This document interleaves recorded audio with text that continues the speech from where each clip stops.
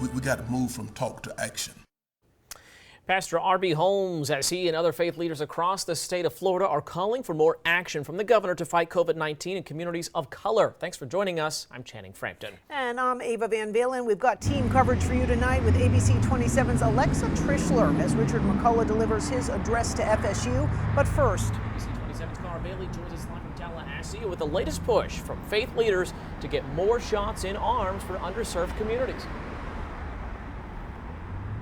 That's right, Channing. Tallahassee's Reverend R.B. Holmes joined with other faith leaders from across the state in writing this letter to Governor Ron DeSantis, asking him to listen to trusted voices to help find more immediate solutions to the Omicron surge.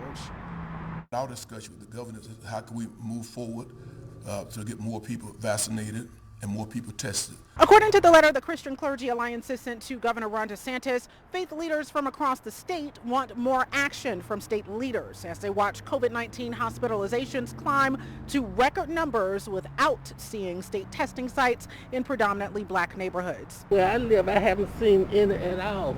It's that absence that Holmes and his peers hope to overcome in a requested meeting with the governor. We must get this virus under control.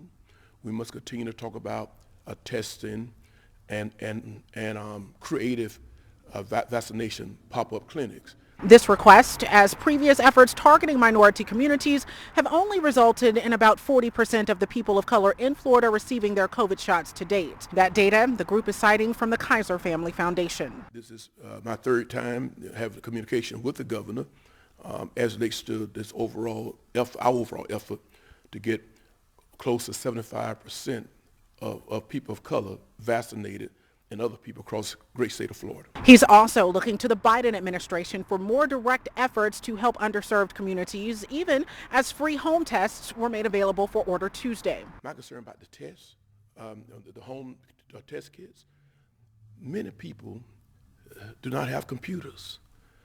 Many senior citizens in marginalized communities may not be able to read those directions. And they're going to take 14 days before the mailman bring those kits to their homes. Overall, though, he says, this fight is not against the administration. It's not against the state government. This fight is against this vicious and deadly virus. Now, Holmes did confirm that the governor's office responded to their request for a meeting, and they expect that to happen sometime next week. Reporting live in Tallahassee, Cara Bailey, ABC 27.